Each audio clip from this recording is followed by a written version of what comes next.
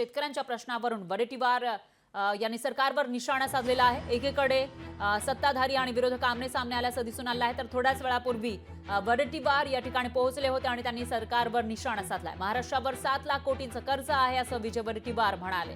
तर कंत्राटदारांना पैसे मिळावे यासाठी कर्जाचा डोंगर सरकारनं उभारल्याचा आरोप त्यांनी केला। हे सरकार शेतकऱ्यांचा नाही तर कंत्राटदारांचा असल्याचं म्हणत वडेट्टीवार यांनी हल्लाबोल केला। शेती आणि शेतकरी आता मागे पडतो आहे। आपण याला कृषी प्रधान वगैरे म्हणतो, पण उद्योग आणि सेवामध्ये मात्र वाढ होण्याचं कारण आता राज्यावर जे काही कर्जाचं डोंगर उभं झालं आहे 7,11,000 कोटीचा आता या ठिकाणी शेतकऱ्यावर आपल्या राज्यावर हे कर्जाचं डोंगर आहे। राज्यावर कर्जाचा डोंगर कशासाठी उभा होतो?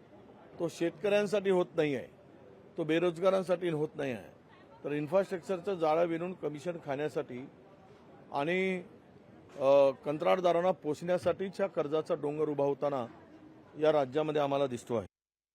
काही सवलती जाहीर केल्या तरी शेतकरी असू दे, सामान्य माणूस असू दे, महागाईतून ऑलरेडी पैसे काढून घेतलेले आहेत सरकारनं। जीएसटीच्या माध्यमातून पैसे काढून घेतलेले आहेत, म्हणजे आमच्याकडून 100 रुपये काढून घ्यायचे आणि 20 रुपये परत करायचे असाच अर्थसंकल्प असण्याची शक्यता आहे। कारण कालचा इकॉनॉमिक सर्वे महाराष्ट्राचा बघितल्यानंतर कर्जबाजारी सर्वे ऑफ महाराष्ट्र अशी त्याला व्याख्या द्यावी लागेल। आज या राज्यातल्या प्रत्येक माणसावर किमान 56,000चं कर्ज त्या ठिकाणी आहे। कर्जाचा आकडा वाढत त्या ठिकाणी चाललेला आपण पाहतो।